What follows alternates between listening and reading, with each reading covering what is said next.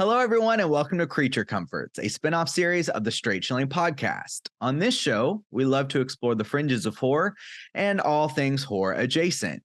I'm your host, Soju, and tonight on episode number 11, we're going to be talking about Eyes Wide Shut from 1999. First and foremost, I picked this film because it is the Christmas season, and this is a very dark Christmas film. It is famously Stanley Kubrick's last film. He, of course, also directed The Shining, one of the most famous horror films in existence. This movie is often described as an erotic, mysterious, psychological thriller.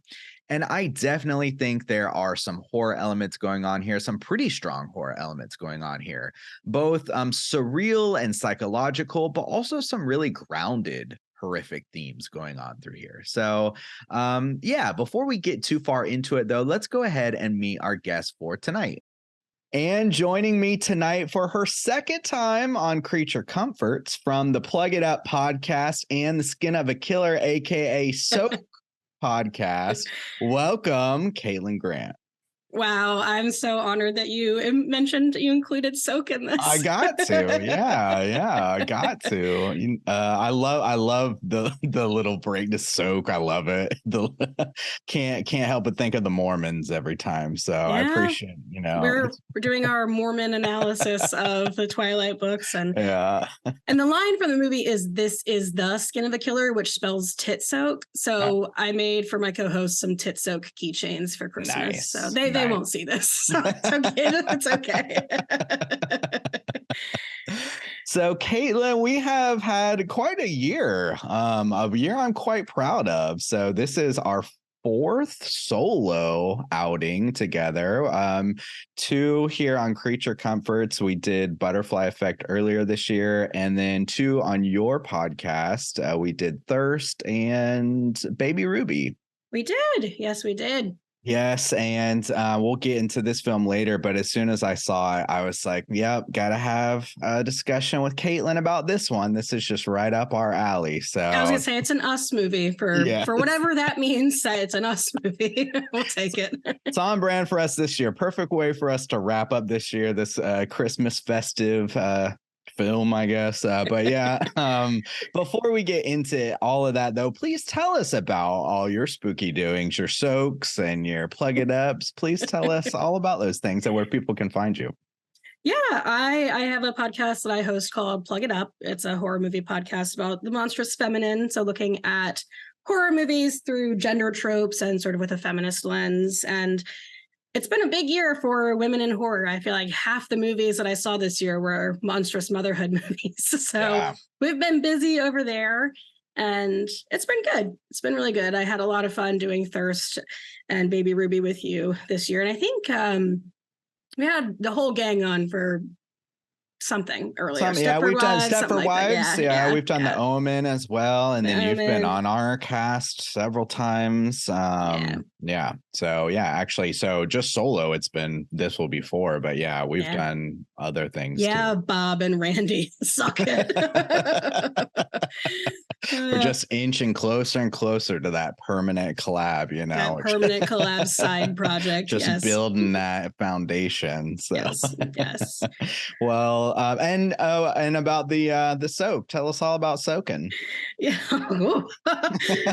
Skin of a Killer or Soak is a Twilight podcast. It's like if anyone's familiar with Twilight Instagram, there's a hashtag called Twilight Shitposting, and we're basically a Twilight shitposting podcast. It's me and my friend Mary and Charlie, and Charlie had never experienced the books and movies, and I was way too old to be into those books when they came out, but I sure liked them, and Mary was a big fan of the movies, so we've just been working through the books and movies. And I've said before, like, I have so much fun doing Plug It Up and I work so hard on it, but I think Skin of a Killer is the funnier podcast. Yeah, well, y'all just have so much fun with it. And you always do on your Plug It Up, but you're always like changing out the guests and stuff. So with that one, it's always the consistent squad. And y'all have a lot of fun. So a lot of impersonations of vampires. And you're my vampire homie. So, you get it. No Twilight's not the vampires best tonight. representation, but Yeah, no vampires tonight, but it's got some of those vibes going. So it's got old world secrecy, which I feel like that's vampire-esque to me. Yeah. So, and creepy mansions and luxurious things. Yeah. Cloaks. I would love a cloak and a luxurious mansion. And I meant to wear my cloak tonight, but it's at the dry cleaner. I was gonna say mine's being laundered. Yeah. I love the servants have taken it out. The maid has got it out for your cleaning. familiar is out cleaning your cloak. Oh God. If only we were vampires, but in another life maybe. But so tonight we are talking about Eyes Wide Shut from 1999. This is Stanley Kubrick's last film, starring Tom Cruise, Nicole Kidman, Sidney Pollack, and just a little spoiler-free plot synopsis here. It says, after Dr. Bill Hartford's wife, Alice, admits to having sexual fantasies about a man she met, Bill becomes obsessed with having a sexual encounter. He discovers an underground sexual group and attends one of their meetings and quickly discovers that he is in over his head. This is famously like a really long filming for Kubrick. This is took 400 days to film. Tom Cruise and Nicole Kidman were also married at this time. So they play husband and wife. They were husband and wife in real life at the time. And there's a lot of crazy things we're going to talk about with this movie. Notes and notes and notes for days. But before we get into that, before we drop the spoiler warning, I wanted to know, what does this movie mean to you? And would you recommend people check it out? So I would recommend people check it out when you have a good 2 hours, 45 minutes to burn. I watched this while doing like some crafts. So I had like a very nice Zen sort of time watching this.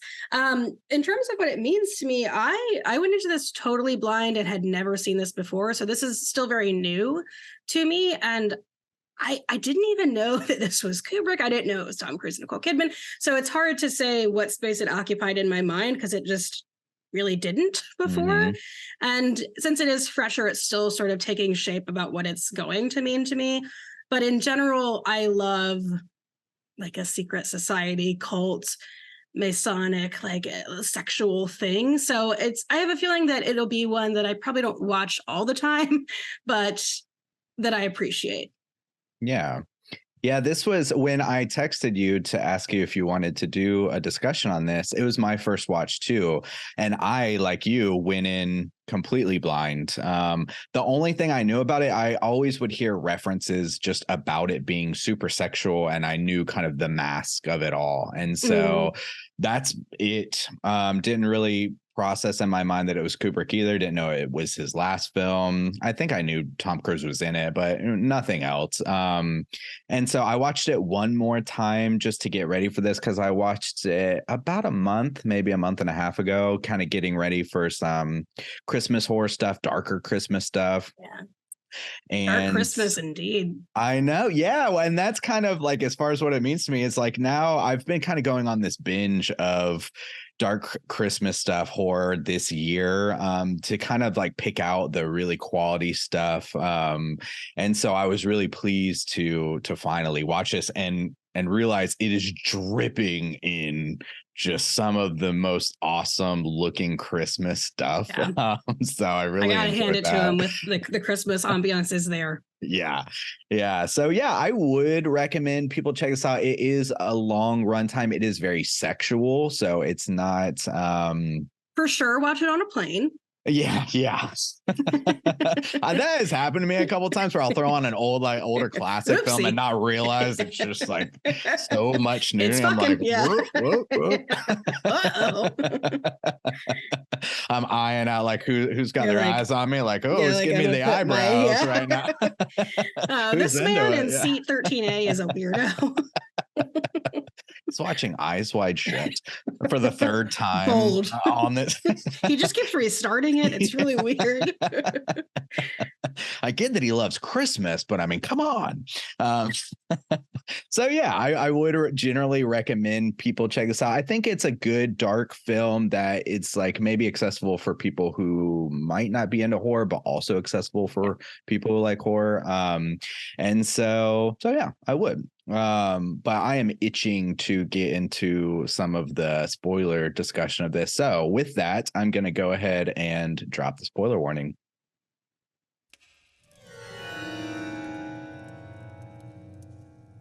Spoiler warning.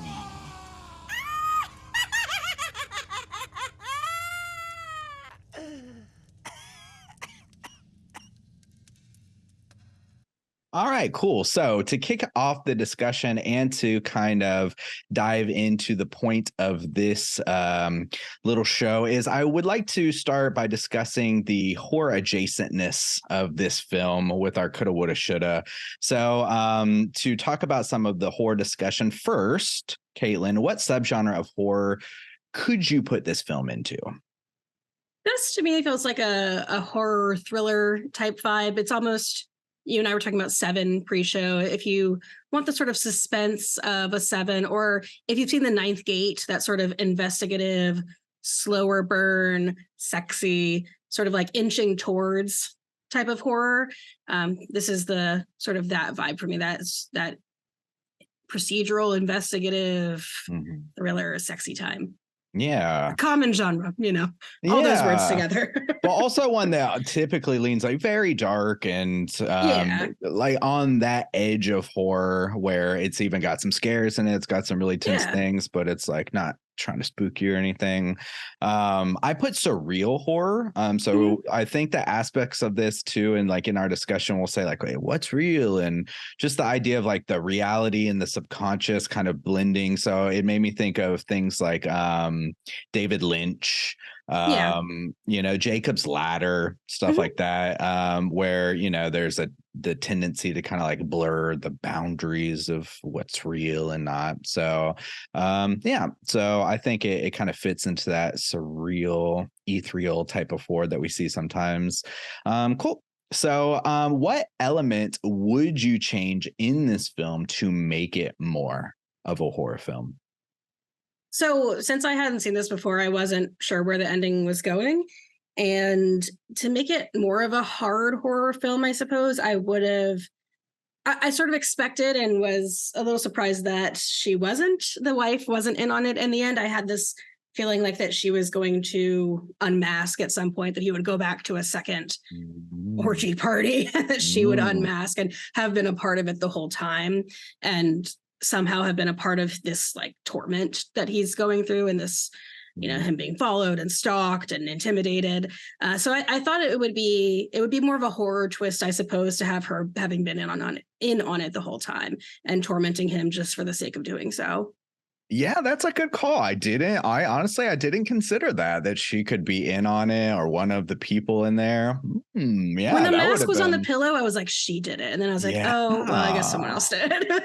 Yeah, that's pretty good. Yeah. Oh, and that even, the mask on the pillow. Yeah. Okay. We'll get to that. Great. Yeah.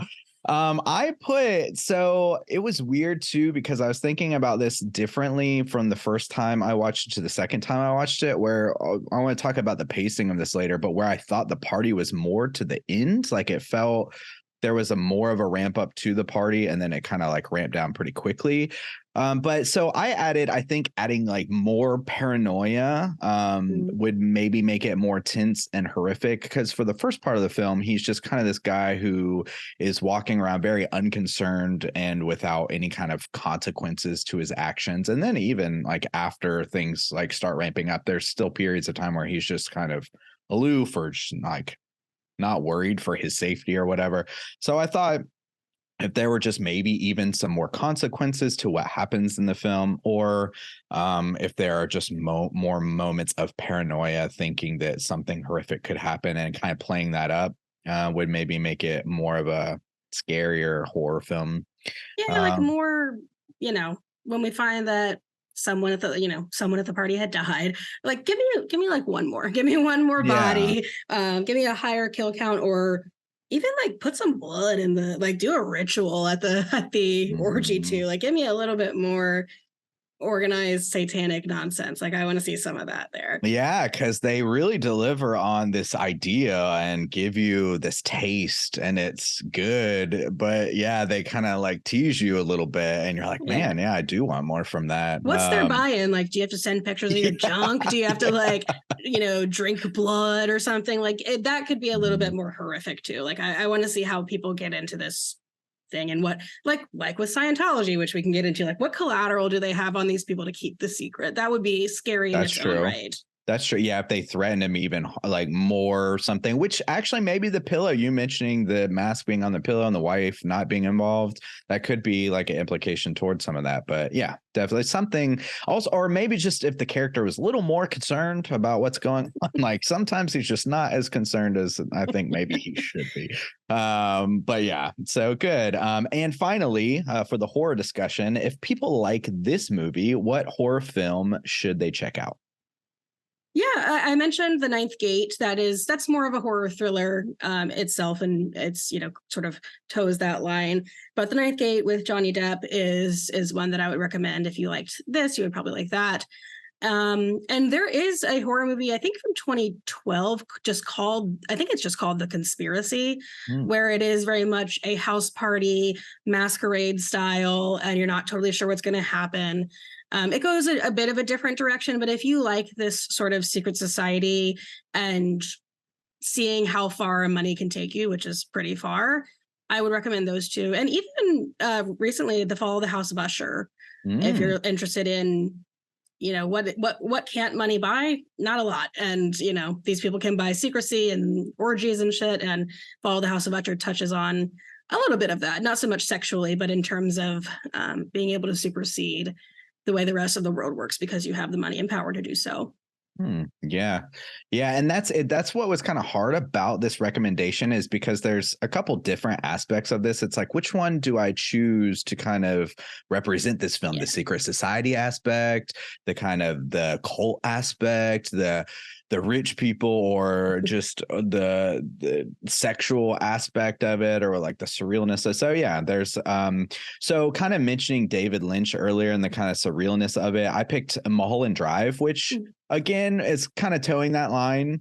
Some people might not consider that horror, and for some reason when I was watching this, very different kind of film.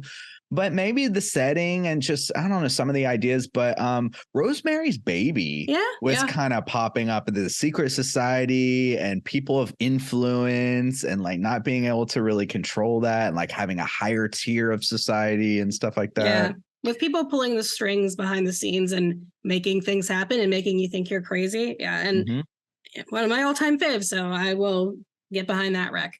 Yeah, and another kind of like classic with a big name director, So yeah, I think fraught director. Yeah, it's Kubrick is not at the best reputation. Polanski's is worse, but yes. And The Ninth Gate is also Polanski, so take that with a grain of salt. So I've actually never seen The Ninth Gate. So as you were saying that, I'm adding it to it. Oh, wait, every time we're like, now me and Caitlin need to discuss The Ninth Gate. Movie. Our next episode. All right. Cool. All right. Well, thank you for discussing, the fringes of horror and all things horror adjacent for Eyes Wide Shut. But now let's get into the meat of this thing. And there is a lot of meat. So actually, I wanted to start off and ask you one more question, but it's now getting into the depths of this film. How many times was Tom Cruise cock-blocked in this film? I took note. I want you to try to, and it's like, like maybe subjective a little bit, but I wrote down each time I thought like he thought he was going to get laid or he was about to get laid and then just didn't. So how many times do you think Tom Cruise gets cock blocked in this film? Okay. I'm counting the models as one. Sure. Yeah. The two models, Domino, who I thought of you, Miss Yabo's herself, Vanessa Shaw. Oh, yeah. Yabo's lady, her roommate, that's 3. At the party, he doesn't get any action. 4. I'll round up 5. We'll do a solid 5. Okay. Yeah. So I counted 8 Oh God. So let me read them off to you and see what you think. See if you agree. Okay. So first one, I put the party as well. The first Christmas party with the two models or whatever. Number two, with his wife when they're smoking weed. So the bedroom confession, I put number two. Fair. Number three, the woman whose dad dies and she confesses her love to him the first time. Okay. So the first time. Number four, Domino, the prostitute. Number five, the orgy party. Number six, the woman whose dad died again, because he's after all this, he's somehow he's like, hello, thinking about she somehow. Yeah. He calls her, and it just so happens her fiance picks up. And then seven and eight. Seven, I put Domino again because he goes back to her apartment to have sex with her. She just happens not to be there. And then I put her roommate, Sally, who he starts making out with. And then she has to confess about, Domino having HIV and stuff like that. So that was my 8. Yeah, no, that's very thorough and very good. I would agree with all those. 8 times Tom Cruise is cockblocked. And even in my first watch, this is my second time around, it was cracking me up even more. But the first time around, I just found it very humorous that was the drive. It's played very serious and in a kind of way, but then he's just ruminating on this pretend affair that his wife didn't have, and it just driving him to playing this image in his head, his imagination of his wife getting railed by some sailor. And he's just trying to have sex, and like all these women are seemingly into him, and he just never has sex. It was just kind of cracking me up, honestly. Yeah, like a rich, good-looking doctor with all the means to get laid whenever he wants to. It's just like, oopsie, can't get it done. Yeah, and he's like trying to pay for it. He's trying to like sneak in these crazy, and I love how it just kind of escalates to the fact where you're going to this ridiculous orgy just to because of this fantasy that you have about your wife, which all takes place within like 3 days. It's very fast what happens. I mean, it's not a fast-paced movie, but this happens almost in real time, it feels like. Yeah, because it's so long. You're just like going along with the paces. And I do want to talk about that later, about how this movie is structured. But since we're talking about Tom Cruise not getting laid, I kind of would like to start with the obvious like thing that everyone kind of associates with this film, which is like the sexual aspects and maybe just the idea of the objectification of women. And just kind of like this masculinity that's crumbling for this man and like where it leads him. So the very first shot of this film is Nicole Kidman naked. Yeah, she looks amazing. Yeah, she does. She looks, gorgeous. I mean, her skin looks like flawless. Yeah, like hair, beautiful. Everything about her look in this. I was like, that dress in the beginning, I was like, damn. Yeah. And even so she looks amazing, but the thing that makes her even more endearing and desirable for me in this film is the moments. I love where they go. She's taking the sexy dress off, and then with one of the very next scenes, she's getting ready for the party. She's like on the toilet, or taking later off her glasses, taking off her glasses, and she's got her, her hair is kind of all messy, and then later she's just got this white tank top on. You could see through it, and so there are moments. A very hot outfit. Yeah, there are moments where it just feels really homey and down to earth, and to me it makes it more sensual. And so she looks fantastic. It looks amazing. That's the thing, the two of them, I have beef with Tom Cruise just because he is not a good person, but in this movie in particular, they're both so hot, and they're both like, they have this to them probably somewhat boring because they have a kid and they're in this routine, but like really nice life together. They're both really hot. They could have really hot sex if they wanted to, but they're so like stuck on this routine, I guess, and boredom that they're picking fights with each other and then escalating into these imagined and real affairs. It's so interesting because it does feel sensual to me, and it does feel like that's like the best kind of vibe when you're with someone you care about and you're both attracted to each other. Go off. But these two were dissatisfied in their own ways, and Yeah, and then even so, they had that moment where they're just smoking. So to go to your point, where it feels good, like they're smoking weed together, they're relaxing, they have some good banter when they're at the party before and Yeah. stuff like that. And it is that thing where she kind of starts to kind of pick this fight, but I understand her perspective as this very rich man in the party before, obviously tried really hard to seduce her and have sex with her or whatever. And she's like, nah, she turns him down. And she kind of just wants a little bit of passion or like reaction from her Yeah. husband from that. She wants to be desired from the person she wants to be with in the Yeah. same way.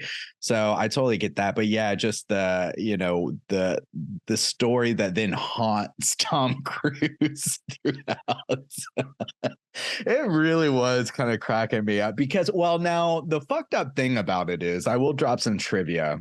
I heard a little bit about that. The very extended shoot that Kubrick made Nicole Kidman do with this hot model. Yeah. So Yeah. that's kind of, so he did. So this was already a super long shoot. And at this point, Tom Cruise and Nicole Kidman had been married, I think about 9 years. I have their exact, when they got married, but it's somewhere around, like they weren't recently married. So they've been married for about, 9 years. And this trivia said that the film was notoriously known for its secrecy during production, to the point where he didn't want Tom Cruise and Nicole Kidman kind of even sharing notes. And he kind of wanted to build that distrust between them as a real couple. And so, yeah, he did a 6-day shoot for what ended up being 1 minute of footage where pretty much Nicole Kidman was just naked with this male model, and put them, that's in over 50 different erotic positions and banned Tom Cruise from being on set. And he was like telling Nicole, like, you can't comfort him or tell him anything about what we're shooting. You're not allowed. I'm like, dude, what the fuck? Sowing discord, as I understand Kubrick is wanting to do. Yeah, especially hearing like crazy stories about like The Shining and shit. But yeah, that's so wild. So it's like funny from the film perspective about just how this is like living rent free in Tom Cruise's mind. But at the same time, you're like, well, that's kind of fucked up in some way. But yeah, but I mean, all throughout this film, I mean, I think one of the major themes of this that's explored is, the idea of infidelity, and wearing mask, and that kind of representation of kind of, cheating on your partner and kind of lying about it and kind of what it takes to get there. And in some ways, we get to the very dramatic where he's going to this massive orgy, but there are kind of just like chill moments or like more realistic moments about it too. Like when he's at Domino's apartment, he just gets the call from his wife. He steps away. He makes a little lie about it, and he's going to have sex with this HIV positive prostitute. It's like, man, and that hit so heavy at the end. That was one of those moments where I was like, oh, fuck, man, because he had no well, I mean, I guess he did kind of have control over it. He ultimately leaves, but Well, with how surreal the orgy scene is and how out of time and place it feels, because it's in this mansion that looks like it can be from now or it could be from like the 1600s. And people are in masks and they're in outfits that, again, are kind of beyond time and space, and they're nude. It feels very surreal. And he's got this sort of daydreamy thing about like, well, I'm going to get my own fantasy and I'm going to have sex with Domino. And he brings her a present. Like it's all very, surreal and bizarre, as if it's this relationship or affair when it's a transactional thing. She's a sex worker. But he's hit with this like cold reality of the like really real life consequences that can happen.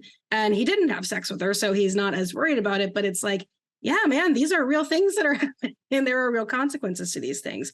One of which is that you could have gotten HIV from this girl. The other of which you could have been killed by this secret society of orgy people. Yeah. Yeah, it goes well, and I like that too, where this movie, it feels like any time it approaches something, it always takes things in these different levels, these layers, where one thing is maybe more grounded and realistic or on this like certain level, and then it like goes higher, higher, higher, higher, and you're like, oh my God, this is kind of ridiculous and very surreal and not realistic. But it's got that good blend where it goes like back and forth between the two. And there's, one of the other themes that we'll talk about later is just the idea of like kind of class or just like your place in society and like how high up the ladder you are. So it does kind of a similar thing with that. But with the sex stuff, yeah, I mean, yeah, this him showing up at her, kind of dirty apartment. I took a note in on her shelf, there's this like intro to sociology book or something. So she's very young, possibly a student. And there's also like a baby carriage in the corner at one point. Like you never see a baby or anything, but just this doctor who's got this beautiful wife at home, and and it is ridiculous to think I'm going to take this taxi out. I'm going to pay these hundreds of dollars to rent this tux and this, mask and stuff and go to this orgy. But also I'm going to go back to this side of town and bring this prostitute a present. It's like, I think it hits those aspects pretty well. And it's also pretty realistic. I mean, when I think about movies like Gone Girl, where Ben Affleck's character has like a beautiful wife who's successful, and like he's sleeping with Emily Ratajkowski's character who's like a student and kind of dumb. And it's like, why are you throwing away all of these things? And it's like, I know that they're both fighting and I know that they're both complacent and bored and need some spicing up, but it's just like, whew, I need you guys to think about consequences just a little bit. Like I get the romanticism of all of this, but yay. But yeah, Vanessa Shaw was 6 years off of Hocus Pocus filming this, which is crazy to think about. That is wild. Yeah. What? Oh man, yeah, that is weird. Well, to be fair, she doesn't get naked in this film. She doesn't. It's just so funny. Okay. She looks exactly the same, it's interesting. Yeah. And there are films. So I think this does it really well. But when you were describing that, True Detective popped up in my mind. Yeah. What's his name? Woody's character. My boyfriend. Yeah. Yeah. You just mentioned him the other day. Yeah. True Detective. But yeah, the same kind of idea. So like, what are you doing? What are you doing, fella? I like how this movie is able to use the symbolism and things to represent these ideas and make it this very dramatic, interesting thing. But it has these moments of very kind of groundedness too, that feel very realistic, like you said, because even at the end where the mask is on the pillow, taking it back to that surreal, is this real or not, whatever secret society. But the breakdown I thought was really good, where essentially he hasn't even technically really had an affair, but the breakdown of like, I'll tell you everything, and the guilt that has been weighing on him. And that's his kind of like, that's the person he needs to tell. That's the person he needs to go to when he's feeling bad about something. And now it's about her and like their relationship. And so that breakdown that he has is pretty good. And then the very next scene of her in the morning, the red eyes and the smoke and the cigarette, and like the kid's going to wake up soon. And that little adjustment, I thought that those moments were handled really well in this movie. That cut in particular was really good, really effective. I need to tell you everything. And him, crying and her being like, oh God. And then the cut to the morning. And like you said, he pursued. Yeah, he tried. Extramarital stuff. He tried, which is maybe sadder. No,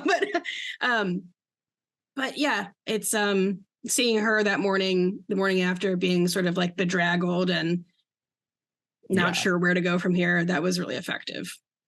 Well, and there was this the note that they say, and I have it somewhere in here in this long line of notes, but in the very first scene, well, but at the first party when he is with those models, and they say something about like, we're gonna take you over the rainbow or whatever. Yeah. And I was kind of like looking into that, and I was like, I feel like, I know like a rainbow or pot of gold at the end, but then I was looking up, and it's like it is this expression of somebody pursuing something they'll never gonna get, because you're never gonna get to the end of a rainbow. It's like a common phrase. I was like, oh shit, so like that permeates throughout the film. And even they have the rainbow is the name of the store that he goes to. Yeah, which is okay. Talking about sexuality and crazy things, so that shift there with the costume store owner, where when Tom Cruise goes there at night, she looks very young. And even the dad says, can't you see she's a child too? Yeah. She's sleeping with these two guys in the back room, and he threatens to call the police. And then Tom Cruise takes the costume back the next day, and it seems like the guy owner is pimping out his young struck a deal to sex traffic his daughter. And the Bill character even says, last night you were going to call the police, and the owner is like, we worked out something out. And I was just like, oh God. And that's where, you had talked a little bit about objectification and maybe some misogyny. Like, that's where I see it the most. I would have liked to see like more parity in the nudity between the men and the women at the orgy, but other than that, and then some of what Tom Cruise's character is saying in the beginning to his wife about like, well, men only want one thing, and it's like that's really reductive. Like, not all men want one thing, not all men want women, not all men want blah blah blah. Yeah. But there are like some moments like that where some characters are shitty, but the moment of true like terror in terms of misogyny and objectification, I was like, fuck, this poor girl is about to be sold into some kind of deal for her dad. But that scene was a rough. And they make it seem, I mean, she has the attitude about like she's all about it. She does this little whisper to Tom Cruise. She says she's got this look on her face, and the way they do up her makeup is really troubling. It is really troubling. But they hammer home the misogyny, the objectification throughout this film. Some of the notes I took, just like and again, it ramps up like to pimping out your own young daughter to things like Tom Cruise doesn't know the name of the babysitter. Oh, yeah. The fact that was one of the first things, because Nicole Kidman's like, oh, yeah, we'll pay Ross on the way out. And he goes, what's the name of the babysitter? Yeah, it's like, she just told you. Exactly. He's never involved with his daughter, really. No. It's always Nicole Kidman brushing her hair, helping her with her homework, reading her a book. So he's always kind of separated from that aspect. When they go to the party, Victor or whatever, he's schmoozing all the ladies and like, oh, you look beautiful and fantastic, and he says, I don't say that to all the women, and his wife's like, yes he does, or whatever. Of course, the very next scene, he's with a young model, and he says like, she took some drugs, we don't know if he drugged her. I was gonna say, my thought was that he either pressured her to do it or clandestinely slipped it to her.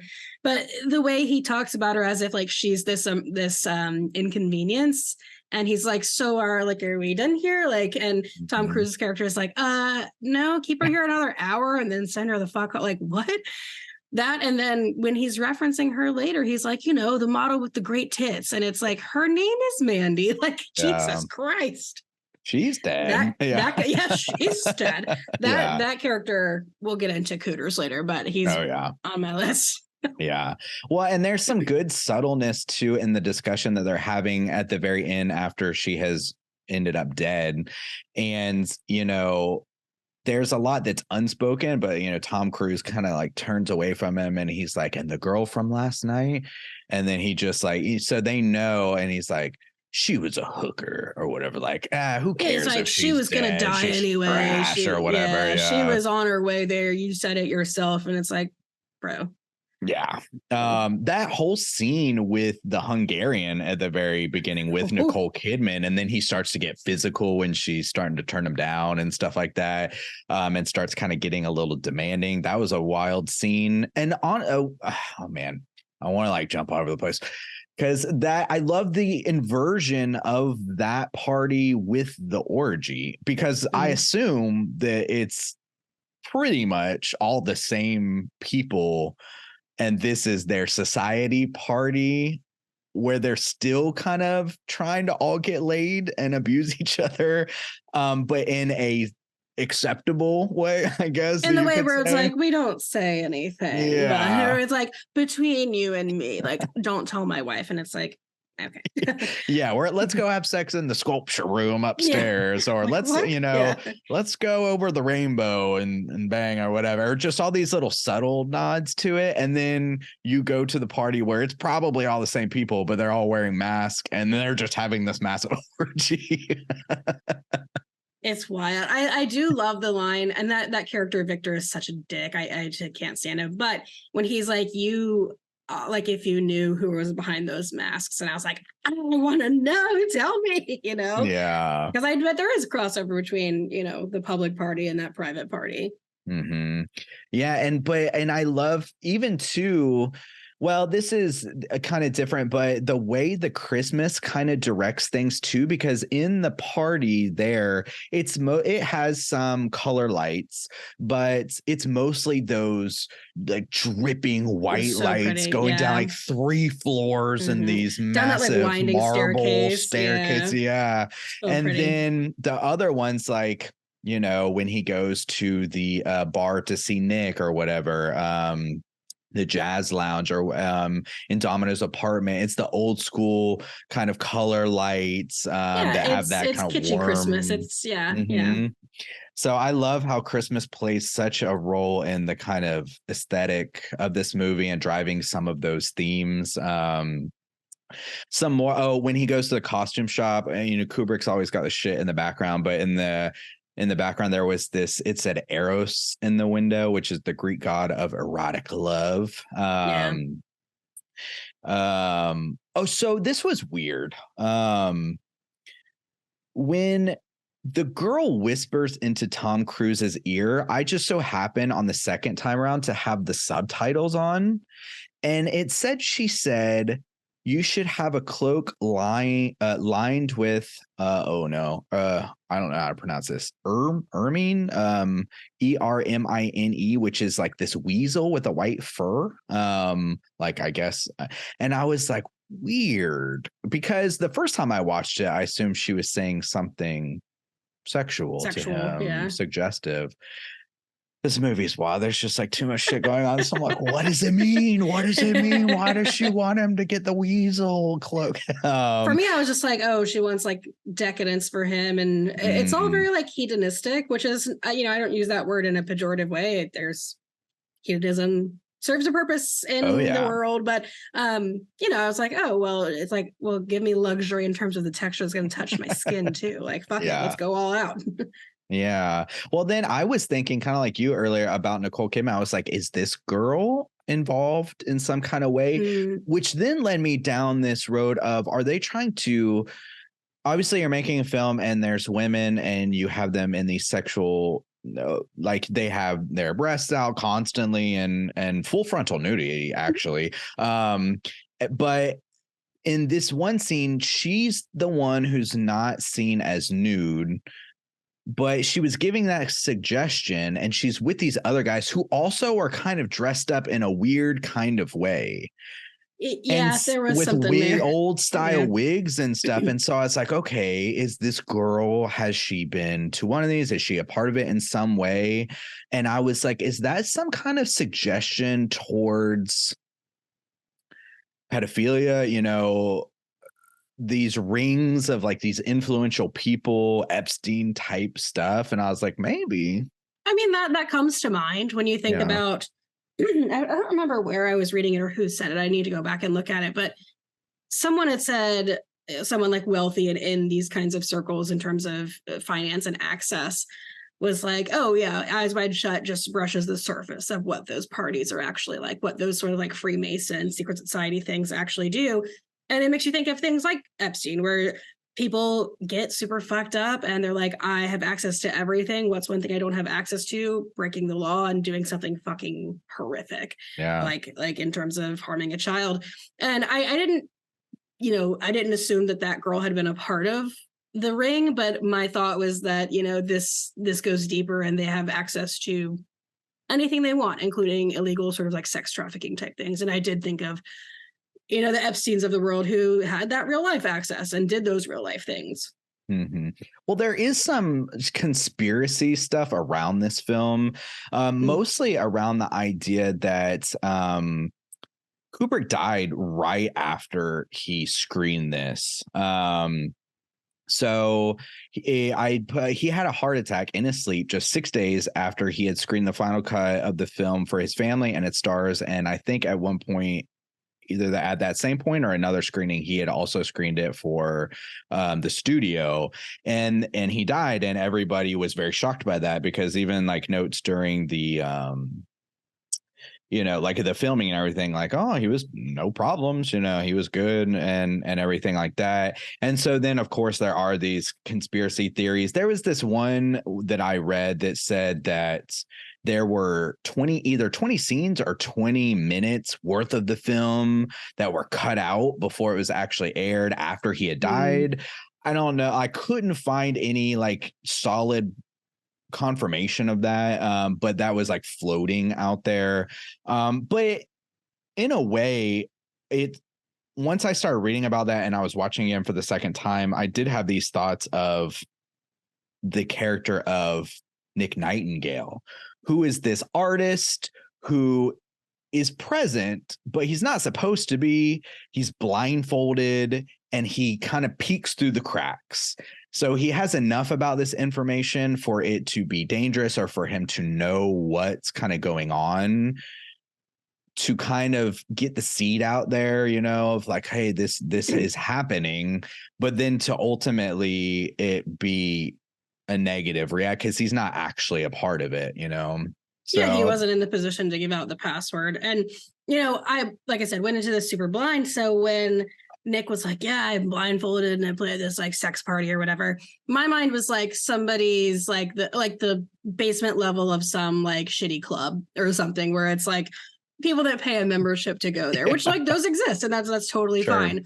But I was like, oh no, it's like, the top echelon of people, and like, Nick, buddy, you shouldn't have said anything. Like, you can't do that.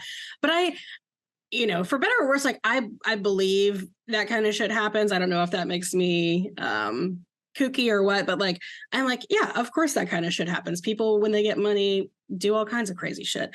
A lot of it bad.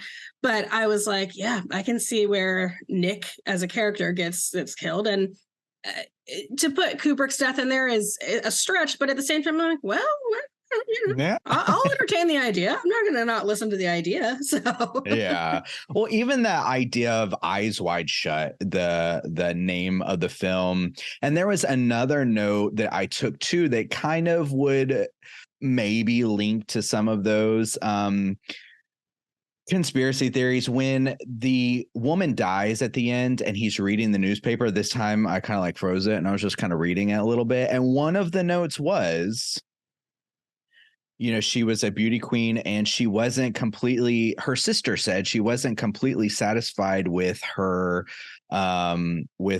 career, and was hoping that her success in the beauty pageant would help boost her acting career. And I was like, okay, just these kind of little criticisms of these are the people who are being picked up from society, being exploited and stuff like that. So I was like, that's a pretty interesting note right there. So it could be, it could, I wouldn't be shocked. No, like I said, I will certainly entertain that idea. And then my mind goes to, was it like Freemasons or was it Scientology? Who is, they're known to be extra crazy about that kind of stuff. So, yeah. I mean, and the fact that Tom Cruise did this movie, I don't know where he was in Scientology at that point. I guess pretty steeped in it by that point. But they're so particular about image that I did read that he said that, it's not his favorite role in terms of the content, but it was important for him to take it, I guess, in terms of, platforming him to be a bigger star. And he's very good at this. Like I said, I'm not a Tom Cruise fan because the guy is nutty and not a good person, but he's very, very good in this. And it's just interesting to think about, if I think about Tom Cruise now, I wouldn't think of him in like an erotic thriller mystery role that has secret societies, because I feel like Scientology would be like, nope, we don't do No, that. can't do that. Yeah. Yeah. And it is interesting to think like if Kubrick was like, I'm just going to, because I did read that him and Nicole Kidman, I don't know exactly how much they knew about the film, but they had signed the contract that they signed was pretty much just indefinite. It was like whenever the film's done, it's done. They had no idea how long it would take or what it would technically involve. So I was like, maybe they just kind of went in blind just because of him as a director. And then when it all kind of came out, we're like, people were like, oh, shit. And then Kubrick was like, also, I'm going to sow discord and separate you guys, Yeah. But yeah, they did sign away. Leave like, they your were like, husband. yeah. And look, I'm for the best. you. Because it wasn't long after this that they separated. 2 years, just 2 years. Well, yeah, because she did The Others in 2001. And I'm pretty sure Tom Cruise was a producer on that movie, but was like serving her divorce papers at the time. No. I did an episode on it on Plug It Up a while back, but I love The Others. And it's such a good movie. And when you think about how fraught that production must have been with Tom Cruise having such a financial stake in it, but also serving Nicole Kidman divorce papers or her serving that, like the contention that there must have been. It's so interesting. And I want to look at most of movies without that kind of lens, but it's impossible to separate it sometimes. That's what's interesting about this film, the fact that they were really married and are playing a married couple, and it's about these kind of themes. And we know that they got divorced later and stuff like that. It makes the film kind of richer in research and like, oh, obviously the director we know was thinking those things now. Do the sex scene in this way and stuff. It was part of his process. Yeah, it was part of the way he directed. Yeah, so it's sewn into the movie. Yeah, you have to kind of consider those things. So very interesting. I do enjoy a good conspiracy theory every now and then. This one's pretty good. So it is. And like now I'm like, oh great, now I got to go watch some, YouTube video essay about Kubrick and like, I want to know all about it. Well, and so they got married December 24th. Oh, so speaking of Christmas, that was another crazy thing. So they got married December 24th, 1990. They divorced 2001. I don't know the exact date. Nicole Kidman gave an interview in 2020 where she stated that during that time of the filming, she said we were happily married through that, and that she was very shocked when she was served divorce papers and wanted to go to counseling and stuff like that, and has this kind of implication that maybe he was like pressured to do it or Scientology weird shit. So, and that I definitely believe. I would definitely believe that shit. Yeah. So, but you know what? Good on you. Now she's married to like Keith Urban or something, Photo of her. Do you know the photo I'm talking about? That like iconic photo of her where she's leaving the divorce finalization and she's like, oh, and she's like got her hands in the air, triumphant. Because at that point it's not her dealing with Tom Cruise, it's her dealing with the Church of Scientology and a load of lawyers. So I'm sure it was very freeing for her. But yeah, super, super interesting. Oof. So I think that does a good job into leading us. We got to talk about the society and just the general theme of like the rich and the super elite and people who just kind of do whatever they want. And I like how, again, they play this where Bill is this guy and we follow him through before we get to the society. Now we see him at the decadent party at the beginning where he does say, I don't know anybody here. So he already states like, I'm not of these people, but he's at the party. He's there. He's helping the guy out of a tough situation. And then we even get the scene where he sees Nick Nightingale for the first time. He's like, oh, well, I'm a doctor and you couldn't cut it and you're playing piano or what. He doesn't have that type of attitude, but that's what the movie's doing. Subtext there of like, I'm a little better because I finished med school, Yeah. And I love how through the whole movie, he's just paying his way through these situations. Oh my God. Everything. He's like, I'll pay extra. Yeah. I'll pay $200 extra. Yeah. I'll destroy this $100 bill. It's nothing to me. Which is funny because like two people like you and me, that is extravagant wealth. Like to me, that is extravagant wealth. And to him, it probably feels like, oh, I'm 10 years into being a doctor. Look at this money I have. Look at this like beautiful party I'm at. But then when someone like him goes to the orgy party, that's different money. That is that's the type of money, like, we are never, unless something crazy happens to Straight Chilling and Plug It Up, like, and we come into billions of dollars, that we will never know people like that or be people like that. That is like, you know, generations of wealth. That is oil tycoon money. That's quiet money. And it's an insane level to think about, because when they're at the party and the Hungarian guy's like, have you seen his Renaissance bronzes? And it's like, people own Renaissance, like, what the fuck? A whole floor of it. A floor Let's of go them. to And the it's like, floor of it. oh, this man has money. Yeah. And my thinking was, you know, Bill might have been invited to one of those parties eventually, especially having done a favor for Victor. But at the same time, the cost of getting into that, I'm sure financially and karmically is very high. So even he, with the access that he has, which feels so big to us, is still not even going to touch the level of the people that are there at that orgy secret society party. Because when he rolled up in the cab, even I was like, oh, don't do that. Yeah, the cab, leave it. Yeah, you just wait for me here. Which, again, it's showing off his wealth. Hey, just let the meter run. I'll pay you $100 over the meter, which is ridiculous, even to take a taxi out that far. Yeah. But yeah, then these people are like, you're pulling up in a taxi, and he states it later. And just that scale again, they're doing this layering of, you know, we have these people like Domino, you know, who are going to have sex with this man all night for $150. That's what she does for a living, essentially. And, you know, Nick Nightingale, who is flown away from his family during Christmas time because he's like, I got to go where the money is, got to play with whoever I can. He's playing in this little, you know, basement jazz bar and stuff like that, all which night, looks awesome. You know, like, till like 2 a.m. taking these secret society gigs. Which, fair enough, you know, I'd be down. Make your money, give me the blindfold, but but yeah, I love the layers of, like, Bill is on one level and it carries him so far, and he's kind of like cocky about it, and then there's just this level beyond levels. It's he thinks he can access whatever he wants with his money, and he mostly can in the life that he's led thus far.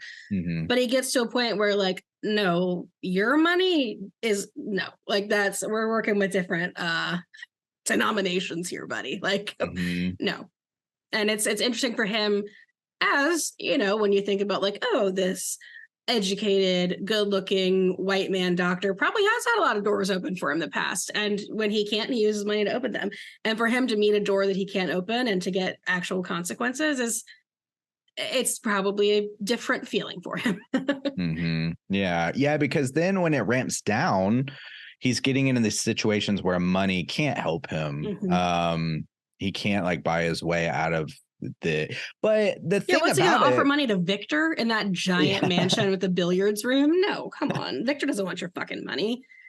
But at the same time, it is a kind of potent statement that he never faces any kind of consequences.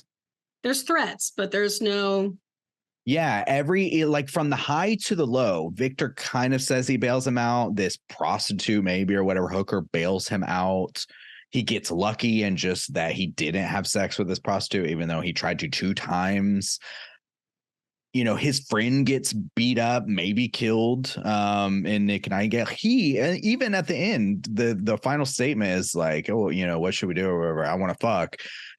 He's still like, he doesn't face any consequences. He's kind of having his cake and eating it too. It's like, you know, you just did, or you tried to do this really shitty thing to your wife, who has also, she's been shitty to him. Like, the things she said are fucking terrible, but her response is like, I guess we need to fuck more. Like, I guess we should go home and have sex.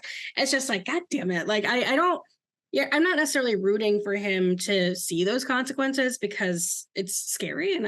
But I'm also like, man, you don't even understand how close you were, but you got out of everything. So yeah,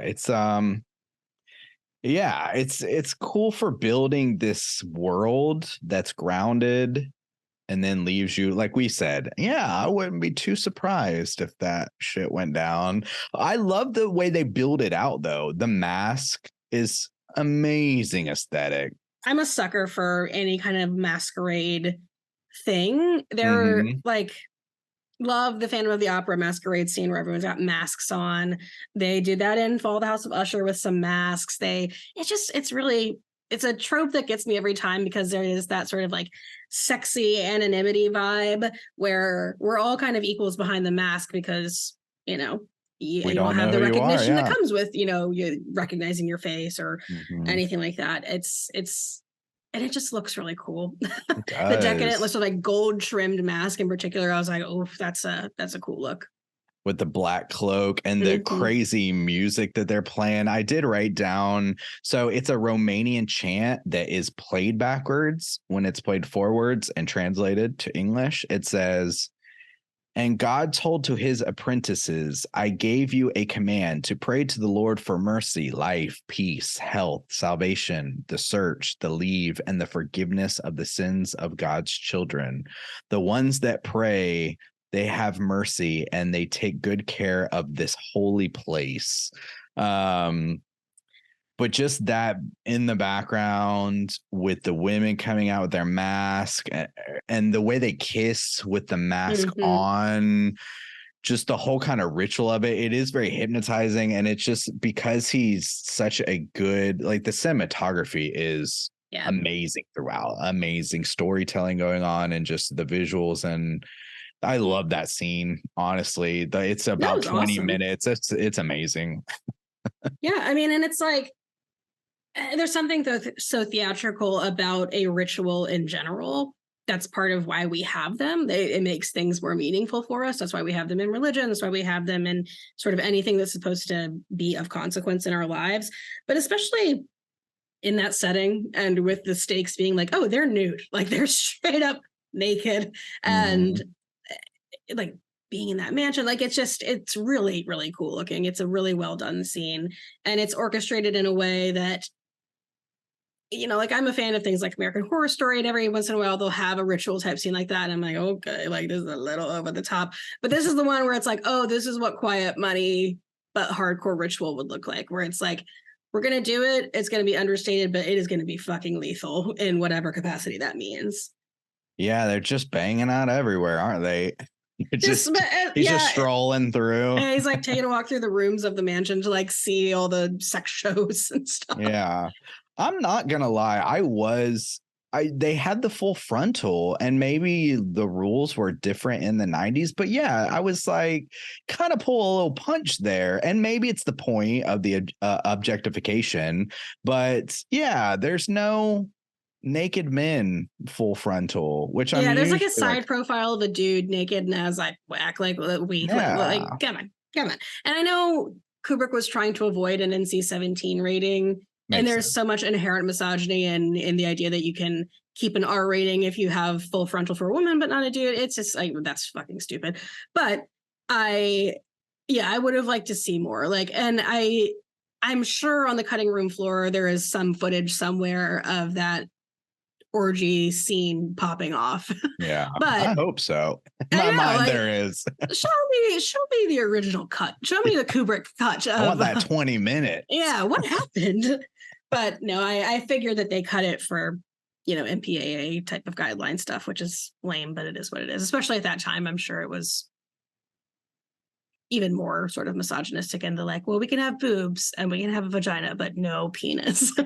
No, penis. Don't No, we do it. don't. Don't That's you do it. gross. That's gross. Um, People are gonna know Tom Cruise is gay. you can't do it. You can.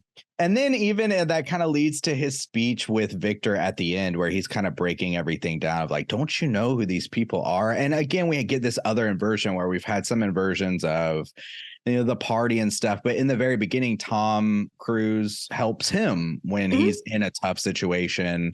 And now seemingly maybe Victor's kind of helping him maybe out of this tough situation because he's like, There's hey, a lot man, of I'm going to like cut the bullshit. favor, Yeah. like favor exchanges between, Mhm. because again, once you hit a certain level of wealth, it's not money that, I mean, It's what you need is influence. favors and Yeah. influence and leverage. And that's what they're Mhm. able to give each other. Yeah. So I like those kind of like little inversions and his breakdown of, because it is very surreal that, I mean, maybe you could still argue like, oh, that wasn't real. But I mean, we have a whole scene where this guy is like laying it out of, it's real. You need to stop fucking around. It's dangerous. So, Well, the scene where he's being followed, mhm. and you can argue like maybe he's being tailed or maybe he's paranoid. But then it's spelled out, like you said, very clearly, like, I had you followed. Yeah. It's like, oh, like, yes, take this more seriously, my friend. And the dude staring him down just as he walks. I was like, damn. Yeah. Those were some good dark moments. I mean, the scene of the society is dark, and if it could easily be fleshed out into a much more horrific realm. And honestly, as I was thinking about movies to recommend, I then got a little disappointed. I was like, man, I kind of want a movie that dives, we like vampire movies, and a lot of it is that kind of appeal of, how does this work? What's the, what are the rules here? What's going on? What are we doing? Like you said, what's the buy-in for this? You got these passwords and shit. How does this get around? So yeah, I kind of would love to see a straight horror film with this type of secret society that's really kind of fleshed out in a very interesting way. But I do love what we got. Speaking of like the scene being 20 minutes, one thing that is going to attract me to this film a lot in the future, I think, is I do this a lot with Tarantino films, specifically the one that comes to mind, like Inglourious Bastards, where I will be like, I need to stop right now and watch that bar scene. Like that bar scene, I need to see it. And it's like these little vignettes that exist on their own in a way. I mean, they make this whole, but they easily can exist on their own. And for the most part, the scenes that are set up at the beginning of this film, at least, have that feeling where there's maybe some short transitions, and it's kind of maybe highlighted by him fantasizing about his wife, but from the decadent party to their apartment conflict to the prostitute's room, to like he moves to these spaces and they have this self-contained story. Yes. It's amazing, like storytelling and film work. Yeah, that's a really good point. Inglourious Bastards is my favorite Tarantino, and for me, it's the bear juice scene. And when you introduce Hugo Stiglitz and everything, like those vignettes are the ones that I'll be like, I am in the mood to watch this and pull it up on YouTube. And I feel like for me, from this, it would be the secret society party scene.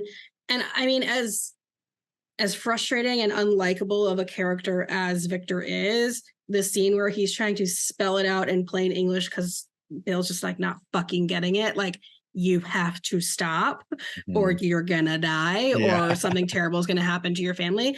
Like, I just really like that scene. It feels so heavy, and it feels so,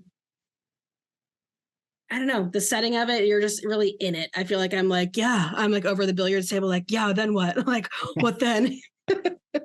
Yeah, I could see myself really wanting to watch that scene, obviously the orgy scene. And the one scene too that I think I'll probably go to is specifically the scene with Nicole Kidman dancing with the Hungarian, because they're doing this. They're dancing. They're also doing this kind of sexual tension dance where they're flirting. He is leaned all the way over to her, and she's so far back because he's coming on so strong. My favorite from that sort of like extended scene is she's dancing, and at one point she's turned to face Bill and she sees him with the two models. Then the Hungarian dude spins her and she whips her head over the other direction to keep watching. And I'm like, yes, head on a swivel. Keep your eyes on that man. Don't let him wander. I love the way that they did that, because you know what she's looking at. Even if you don't get the establishing shot beforehand, she's looking, like, has eyes on what her husband is doing with those two girls. And his frustration growing of, he's one of these elites and he's used to having everything that he wants, and he's doing a pretty good job of, like, generally seduction, the way he talks, and like, why would you want to be married, and don't you think marriage is this innate sense of lives or something, whatever Yeah, he said. But yeah. he's so fucking He's like, smooth. have you read Ovid? Do you know about the Renaissance bronzes? Yeah. And it's like, oh my God, like we get it here, a romantic man. Even when he drinks her drink, she's like, I think that's my glass. And he's like, I'm sure of I it. have And no, I'm certain of it. And I was like, oh downs the my. drink. Oh my Yeah, lord. bold, very Yeah. bold. This man is not pulling punches. So yeah, there's these amazing scenes and moments. And even the domino one is good. But I felt like they were a lot better. So some criticisms of this film. I felt like they were a lot better, except for that Victor one in the first half. And on my second watch, I actually was really shocked that the party scene, the orgy scene came. So this is about like 2 hours, 45 minutes. It came around 1 minute 30. And I was kind of shocked by that because in my mind from just watching it a month ago, I was thinking that it was toward the end and then everything kind of like unravels really quickly. He discovers the body, goes to see Nick Nightingale. And I was like, oh, it's pretty like in the middle. There's a ramp up and then a ramp down. I just felt like the ramp up was a lot more impactful to me. Like having watched it a month ago, those were the scenes I was remembering most of all was the ramp up. And so I was kind of shocked by that. So I do think that the pacing and the storytelling is maybe more to my liking in the first half than the second half. How did you feel about that? I think in the first half, I'm paying more attention to the way Bill is reacting to things. I'm trying to figure out his character still. And by that, I mean like his values and like what his motivations are. So I'm more focused on it in the beginning until I figure out that this guy is in way over his head. He doesn't have some secret plan. You know, I think because I went into this totally blind, I thought like maybe there's a twist that's gonna like he's got more power than all of them. But I think until I figured out what was going on, I was more locked into those scenes so I can see where they felt bigger and more important than the latter half. I like the latter half because I like watching him finally be like, like, but yeah, the pacing didn't bother me as much. Near the very beginning, I think it was during the dancing with the Hungarian guy. I really liked what was being established there in terms of she's going to want that same kind of passion from her husband who seems to just be like, meh, and take it for granted. I know that her character is supposed to be drunk and that she's supposed to be sort of like taken with this, but you know, definitely like points to her wedding ring, like I'm married. But when she's like, what does that mean? And like that's like her cadence and her like, I was like, oh god, I cannot listen to this anymore. I was like, it's too floofy or too something. I was like, okay, give me to the next part. But I took that note as well. She kind of does it a little bit in the next scene too, where they're smoking when they're having their fight. Yeah, when they're having a fight, and I was like, why? I did she's write very it like out. saunter. She's like, and then I wish that he took me to the hotel room and I would have left you for everything. And I'm just like, okay, dial it back. It's a little much. It is a little much. I did take that same note, and it was another kind of critique. Later, she seems pretty normal. Well, she's a good actor. Like, and I think that was direction from Kubrick and not a Nicole Kidman choice because I know she can play subtle and she does, like you said, in the latter half, play more realistically. It's almost like her character was in a funk because she does feel maybe like a lack of passion and is looking for something. So she's being a little bit more like, and then I went to the elevator and I was like, oh God, you know, I guess that's her character being a pain in the ass and like putting on this affect in order to make a point. But it's a lot. Yeah. I did notice that too. That is a really good point for a negative, especially I feel like that is a lot more prominent in the first half for sure. Those two scenes come to mind. So good point. Did you have any other like major critiques that kind of popped up for you for this film? I feel like I can tell that there was more to the story, and I suppose that's where those 20 minutes or 20 scenes are. I would have liked a little bit more, I guess. Like I feel like there's more that they could have done and maybe did do, but we just didn't get it with Victor, with Tom Cruise being paranoid and maybe that paranoia proving accurate. Like I wanted a little bit more. And maybe that's because I just find the whole cult aspect or the whole secret society aspect interesting. Like I want to see more because it's interesting, and I want to see more because I think it would serve the plot. So I could kind of feel the absence of something. I just didn't know exactly what I was missing. But so it made sense to me when you said that there's like a chunk out of it. Yeah, man, if only that was ever found. Of course, that's part of the conspiracy of like they're hiding something, like it was about the elites and Kubrick was killed for it or whatever, which I'm all for some crazy conspiracy. Isn't Kubrick the one that they said like filmed the moon landing like on a soundstage or some shit too? Like what secrets died with Kubrick? I want to know. He was a healthy old man. How could this happen? He had debilitating fear of travel, but other than that, he was fine.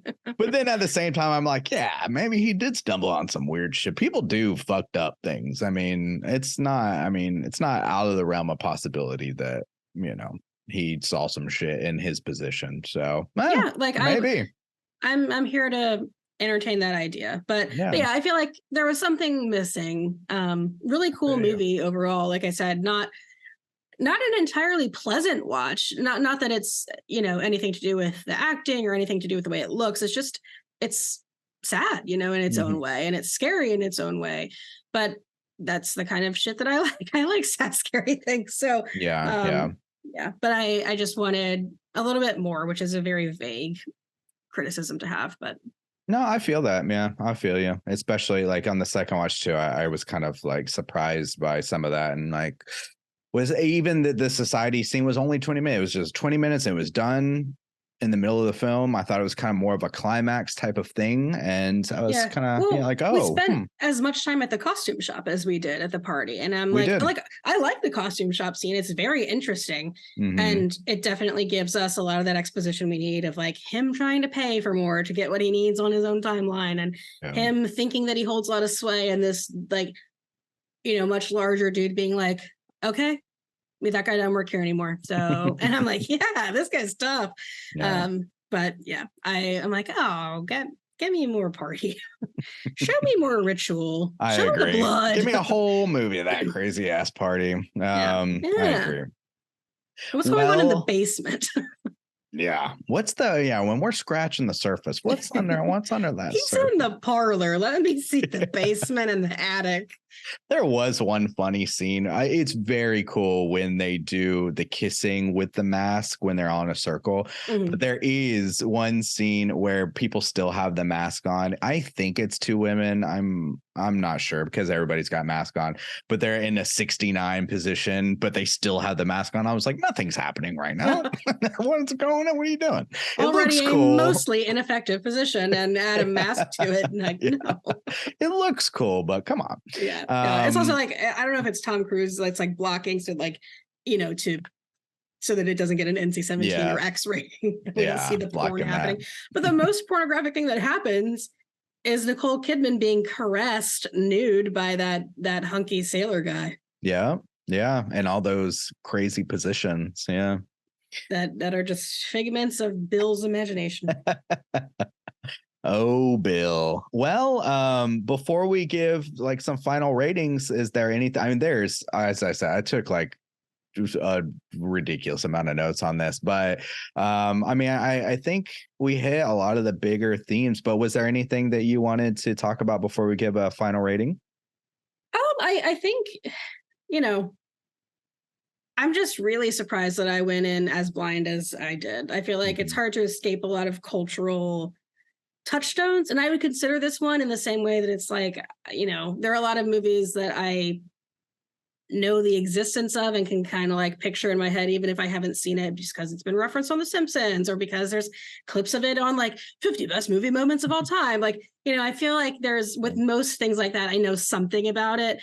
And for this being, it's Eyes Wide Shut, like it's a title I know, but I went into this so blind, and I'm glad I did, because I'm, again, not a big fan of Tom Cruise. Kubrick is kind of an asshole. It's a really long runtime, and those aren't necessarily points against it, but there are certainly things that would have colored my expectations going in. And I'm glad I went in without those judgments. And like we said, those things still matter because behind the scenes, it mattered to Kubrick and it mattered to Tom Cruise and Nicole Kidman.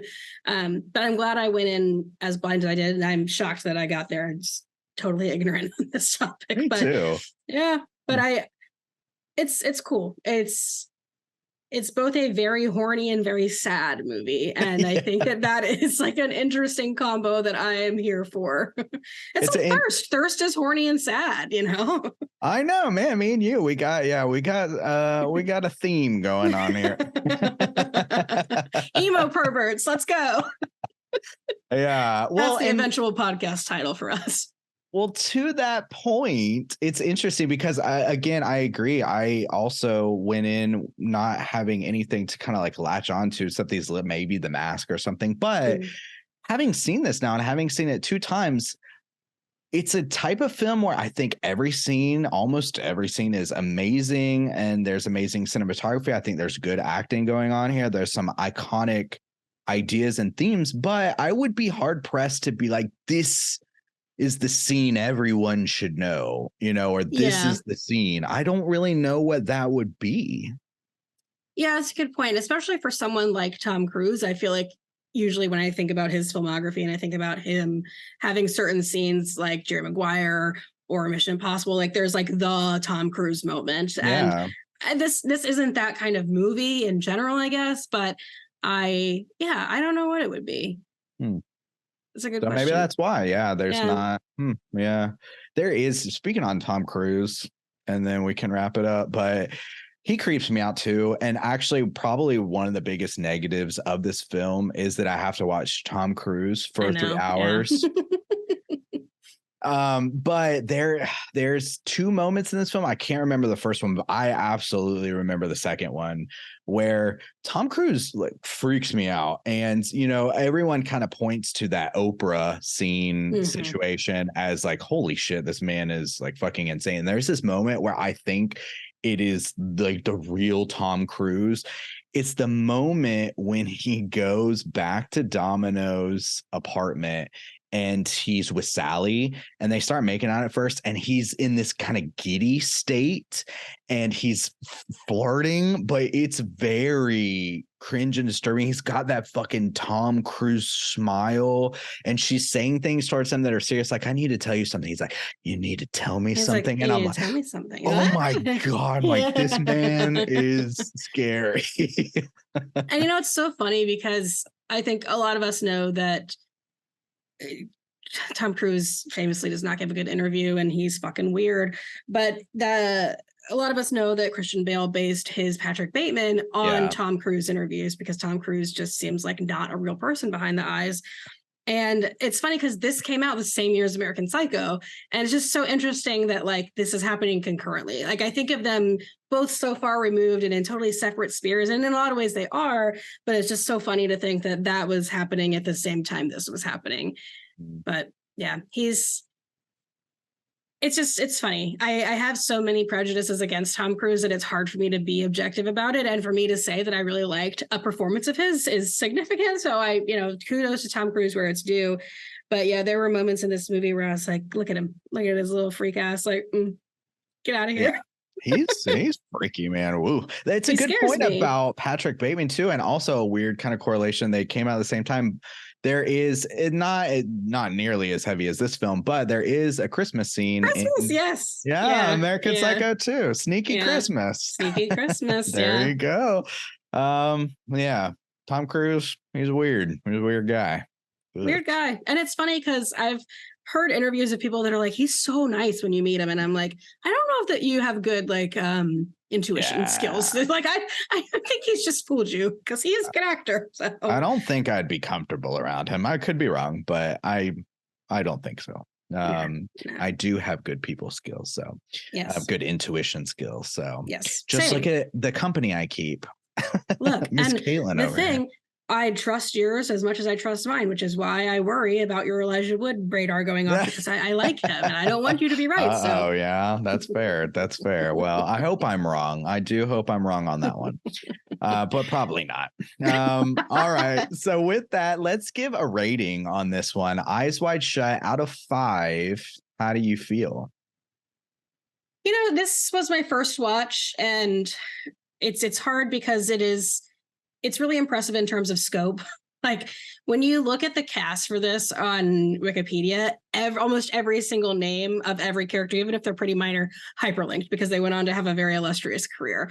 Like stacked cast, really cool sets, huge budget. It's fucking Kubrick. Like it's a big scope. It's long, it's big, it's important. There's a lot of cool stuff happening. So it's hard not to be impressed by it. Not saying that it's not impressive without those things. It's just like it's got a lot going for it. I'd like to sit on it a little longer and watch it a few more times to really give, I guess, an objective rating. But I think right at this point, I would say like a 3.75 or maybe a 4. Getting up into that category because it is very good and it's really interesting. I just there's something just like Tom Cruise. There's like a little strange behind the scenes, and it's probably just because I'm wanting more. But it's a really well-made movie, and it looks really good. I love the lighting with like the Christmas lights. That one staircase shot that we were both talking about, I was like, oh my God, give me that. Yes, I want to live I want there. that. Yeah. Give me that sculpture room. My Renaissance bronze room. Just wrapping the Christmas lights around these priceless pieces of art. Rich people would do that too. Probably. Idiots. I would do that. I'll go 4, I guess, for now. I want to give credit where credit's due, but I'll give it a nice round 4 for now. Nice.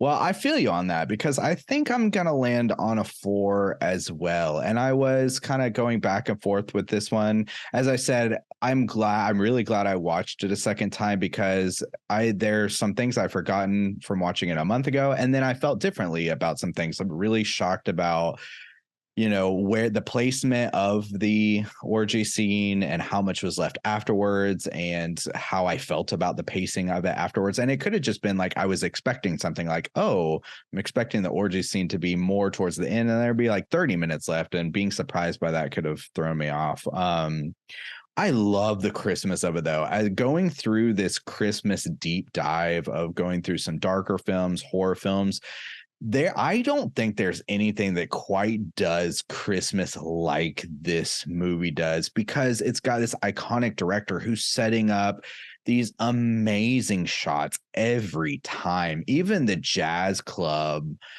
there's some still shots that look amazing and beautiful, and even dancing between the white hedonistic lights that are just going down 3 stories and marble stairs, and also to the warm glow of these color old school retro lights. Homey, homey, and in these different settings, and it kind of makes it universal in that way. This kind of, you have these super high elites and these people way down in the gutter, and it's like everything's just drenched in Christmas. It's like this equalizer in a way, and it's what I want to see from a movie that features Christmas, even if it's not a Christmas themed movie. But like lighting at Christmas is one of my favorite things about it. I will have my tree, which is next to me over here, lit. I will not turn it off. Like I love that shit. And lighting is such an important part of filmmaking that I'm like, lean in to the lighting. And Kubrick did. Like it is saturated with Christmas lights in this movie, and to great effect because it looks awesome. Like the warmth that they get from like Nicole Kidman's skin looks fucking incredible in every scene, and it's so like good. The like white Christmas lights off her skin. It looks so good. Like that's what I want to see from a director who's using Christmas as a setting. Lean way into those Christmas lights and use them. Saturate me. I want it. I absolutely agree. Inside and Out, which actually that might be a good point to why I like the second half less. It's because more of it takes place during the day.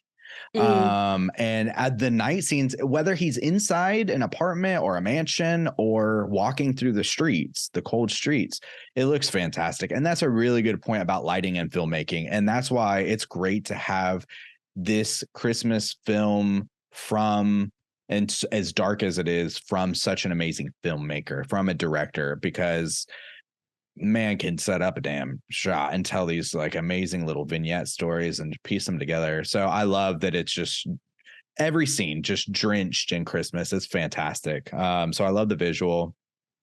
Performances are good. I did think Nicole Kidman, there was some, I don't think it's, I agree with you. I don't think it's on her because she is an amazing actress.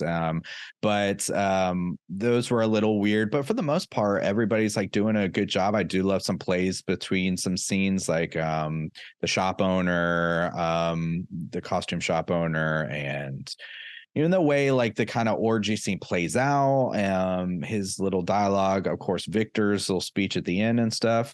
Good stuff here. Yeah, I agree with you. I think this is one that over time, this is one of those movies where it's so heavy. There's so much shit going on that you can't process. I mean, I'll probably it's kind of like a Shining, probably, where in like 10 years, I'll be like, okay, yeah, I really do like Eyes Wide Shut, because even in the month that I've watched it, I have thought about scenes. I was like, oh, that's some wild shit I saw a month ago. So I do think I will watch this, and there will be times around Christmas I will crave to see at least scenes from it. Yeah, the look of it, if nothing else. Yeah, exactly. Yeah, the look of it. Yeah. That first party scene, or some scenes. So yeah, I'm gonna give it a 4 as well. I'm actually gonna break some code, and I'm not gonna give it half star for the Yabas, because I actually was kind of surprised, and I get the logic of it. But the full frontal and then not, how are you going to have an orgy scene? Yeah. How are you going to do it? It's an orgy. Yeah, I'm going to give it a flat 4. Which is wild, breaking, decade of code that I've had now at this point. But yeah, I'm going to do it. I was kind of surprised by that. Well, it's kind of like Showgirls. Like, I'm not gonna give Showgirls a half star for the Yabos either. It's like it's just like part of the background of the movie. Like that's the setting. Yeah, I mean, to be fair, I mean, as we said, Nicole Kidman looks so beautiful, and the lighting with her skin looks amazing. But in this decadent party where everybody has these fantastic masks on and these beautiful women walking around, it looks amazing. I'm just, they look great. So, but yeah, 4 for me as well. So cool. Well, there we go. We tackled Eyes Wide Shut best we could. And great discussion. Thank you. Let's play. Let's kind of decompress a little bit and play a little game. Let's play some Rotten Tomatoes.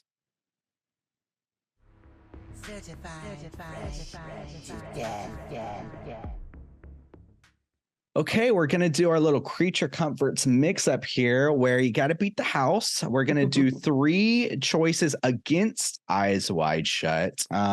So here I do have the critic score and the audience score for all 4 films. So we have Eyes Wide Shut. I picked one other Kubrick film. I picked one other Tom Cruise film, and I picked one other Nicole Kidman film to go against. So let's start with critic score for between, which one do you think is higher? Eyes Wide Shut on the critic score or Magnolia?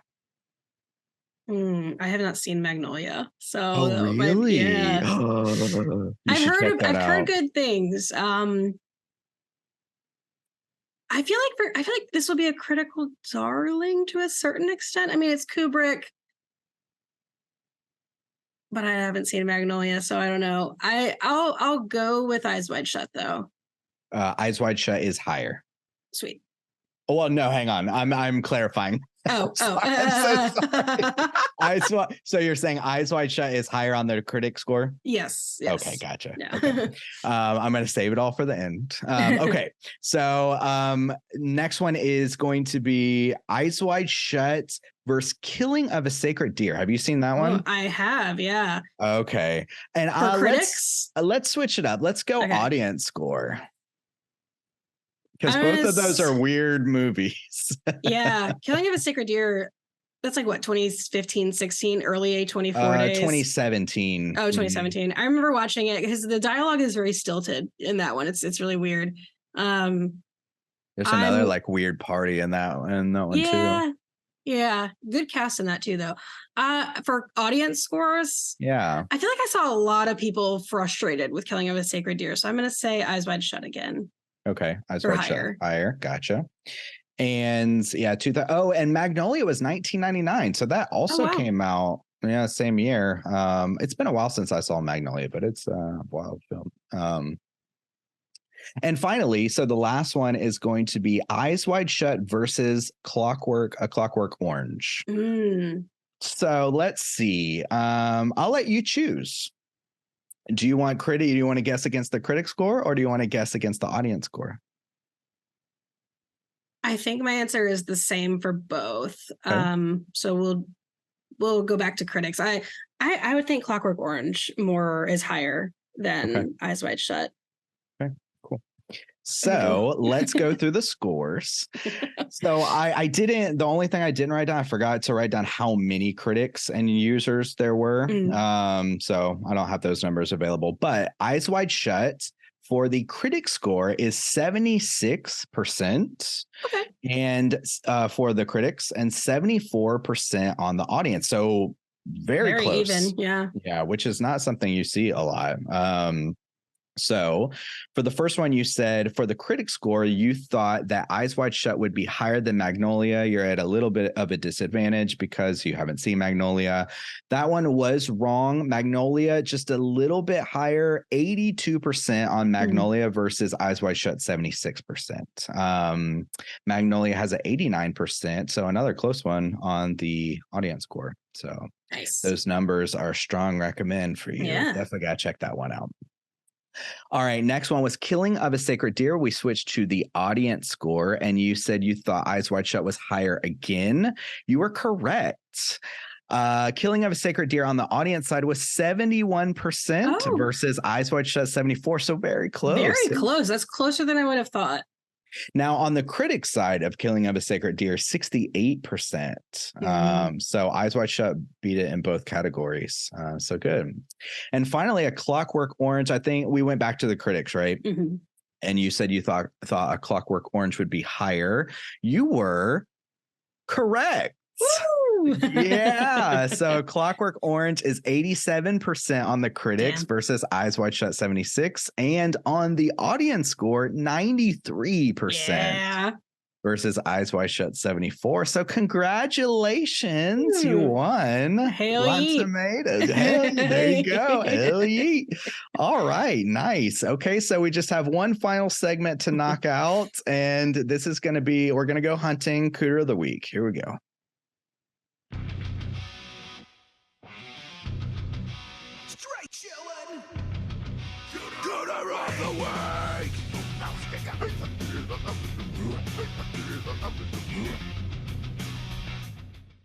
I need a special little version, like a cover, like a lounge cover version for Creature Comforts. That's just, I love that. Love the week. Yeah, a Richard Cheese version. Yeah. If anyone has those capabilities, hit me up right now. Hit that bossa nova version. Yeah. So Cooter is a character type, and it is something we do on Straight Chilling. And a Cooter has to hit 3 of the 5 points to be considered a Cooter, but we want the Cooter with the most points. I think we will have an easy time catching one tonight. But as I tend to do, I want to see, do you know the 5 points of Cooterdom, Caitlin? Could you name them off for me? You know, it's funny. Like when I listen along to the show, I'm like 5 points of Cooterdom. All right. And I say it like in my car or whatever I'm doing. And then on the spot, I'm like, overall look and attire, sexual deviance, patheticness. Hold on. Manipulation and manipulation and what's the 5th one? Starts with an S, but not sexual deviancy.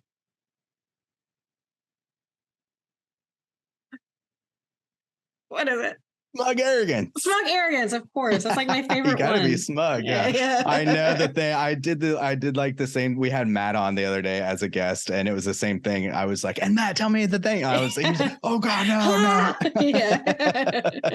And I'm doing it in my best Soju voice too. I'm like, I know this so well. Like I just sang the Cooter of the Week song. Like So who do you think is the biggest Cooter of this film?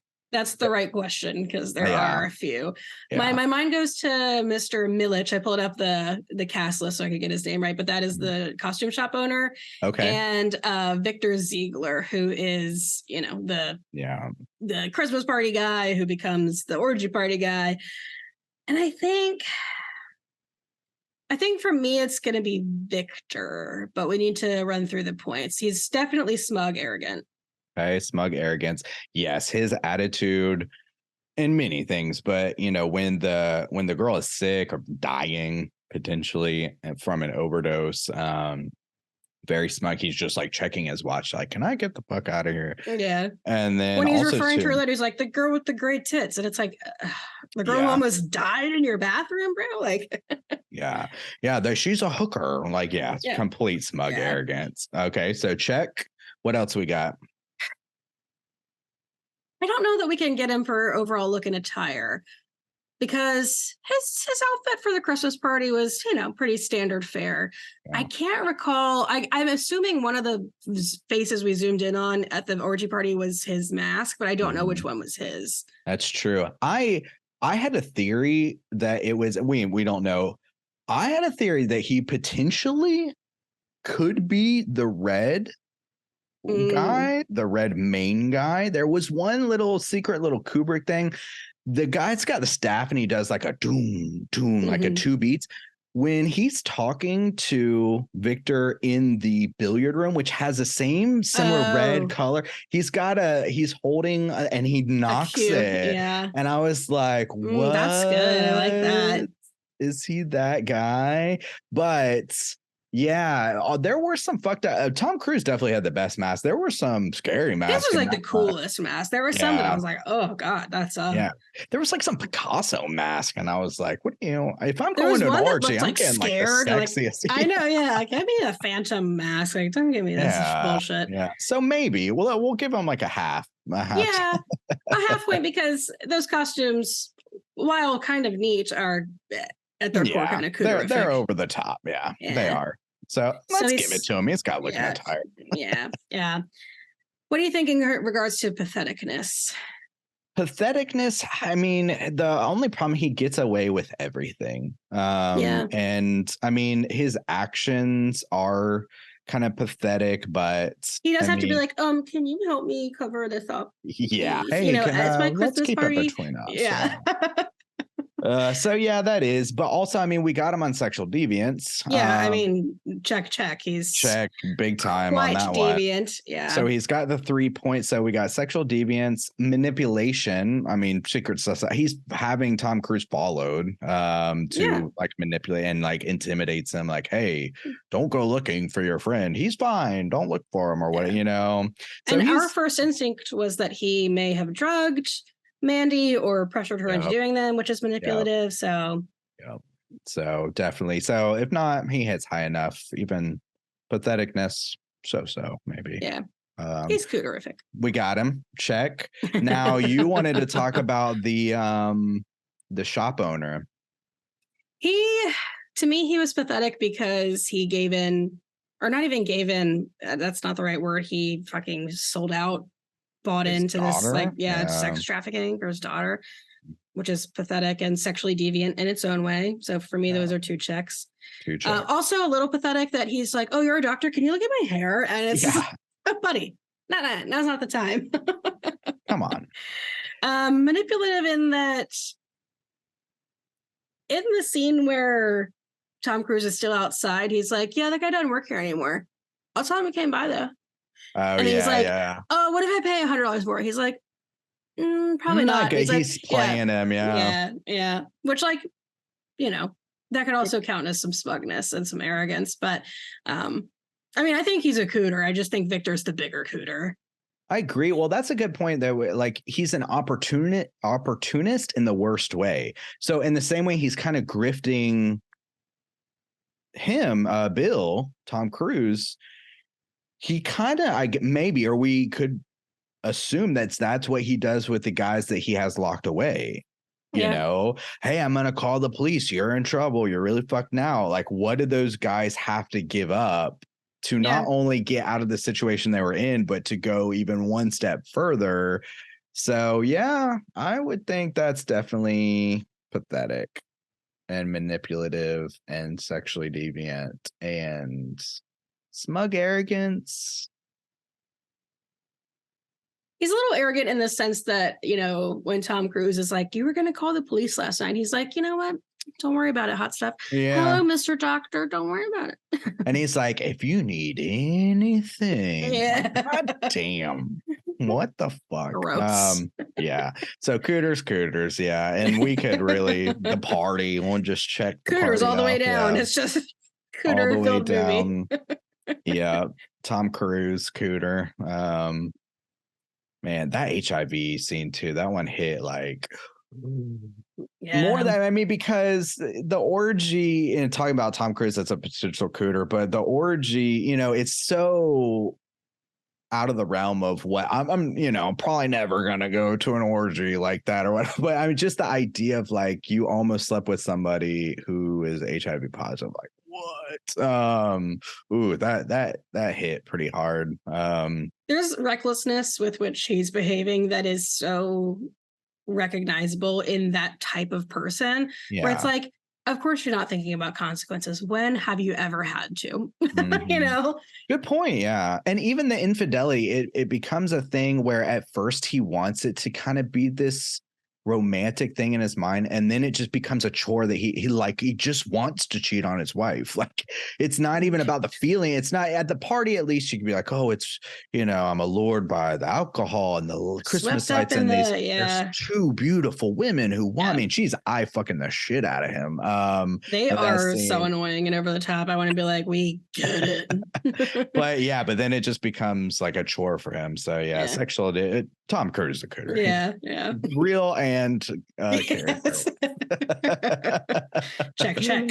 Well, thank you so much for discussing this film with me. I can't imagine discussing it with anyone else. I was like so excited, and I was happy you said yes. So thank you very much for having this discussion with me. It was wonderful. Thank you for having me on. It was really interesting. I would love to come back anytime, and I know I have on my Plug It Up list many a Soju movie assigned, including Underworld. So, one day we'll get our vampire gang back together. Yeah, well, great. So one more time, could you please let everyone know where they can find all of your stuff? Because you do wonderful work, and I want people to check it out. Thank you. Yeah, you can find me. Plug It Up Pod is my handle on Instagram and Twitter. So that's where you can find me, and those messages will go directly to me. And if you're interested in the Skin of a Killer podcast, the handle for that on Instagram is Skin of a Killer podcast. And Mary and I sort of co-own that Instagram. So you can reach us there.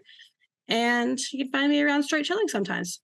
Yeah, as often as possible. So yeah, good.